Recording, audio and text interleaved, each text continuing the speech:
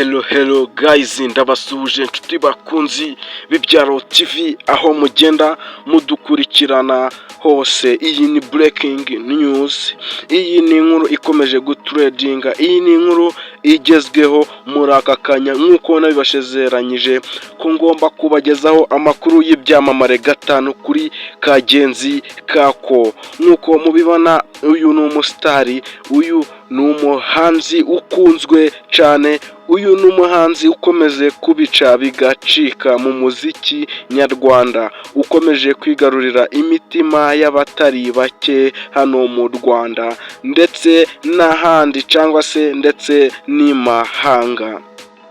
Uyu ushobora kwibaza uti se uyu ninde? Uyu yitwa nde?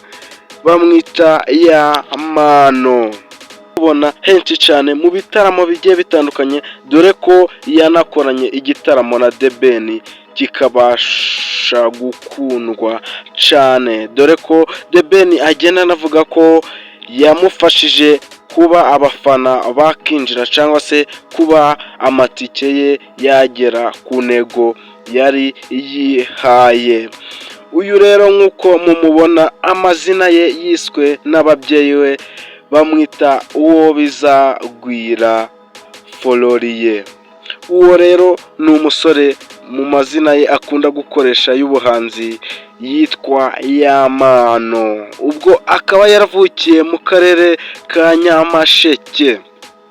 Aho ngaho niyo yavuye, ariko urwego amajije kugeraho ni urwego rwiza, ni urwego rushimishije, kandi asigaye abera icyitegererezo abantu benshi cyangwa se aba country music bagiye batandukanye, bityo bigatuma anabera icyitegererezo n'abandi benshi bashobora kuba baja mu muziki nyarwanda, dore ko agenda atanga ubuhamya bwe, dore ko agenda anavuga ko kugera mu muziki byamugoye cyane, ubwo yagiye atanga urugero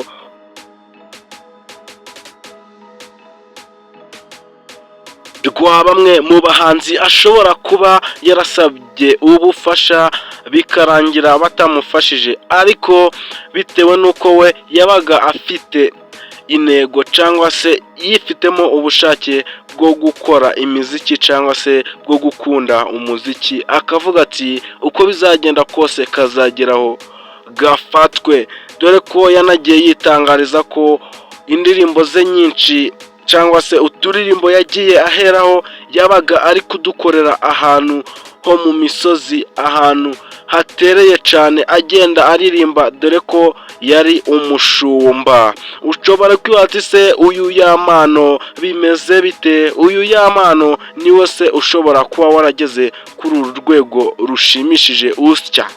Yego, niwe. Ubwo yagiye yihiringa yivumbagatanya, aragenda akora cyane, ariko birangira azamuye urwego rwe sahize ubu, dore ko ari mu bahanzi bari kurebwa cyane, dore ko ari nawe ukunzwe muri iki gihe cyane, kandi yavuze ko uyu mwaka wa 2025 awuzanyemo amahiti menshi, amavuta mashasha, amaraso mashasha, dore ko yanitangarije ko afite umwana ndetse n'umugore.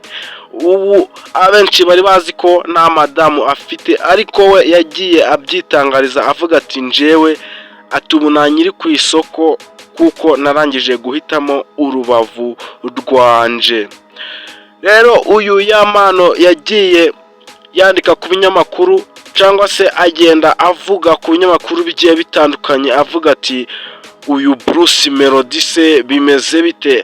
Nshobora kuba namuzi, ariko ikiganiro aherutse gukora yabashije kuba yakisubiraho, aravuga ati nari nakoze amakosa, uyu Bruce Melody ndamuzi cyane, dore ko mba nifuza ko twanakorana ingoma cyangwa se ikigoma ca danje. Ubwo muri make yarigaruye, umenye yari yaravuze ahubutse. Nk'uko mwagiye rero mubibona ku ndirimbo ze mwagiye mukunda, harimo za ngo n'izindi nyinshi zigiye zitandukanye akomeza kuba yaduhereza cyangwa se yatugezaho. Rero nshuti twakomeje kubana muri iki kiganiro, niba utarakora subscribe ndagushishikaza kuyikora kugira ngo ibindi biganiro tuza tubagezaho bize bibageraho ku gihe.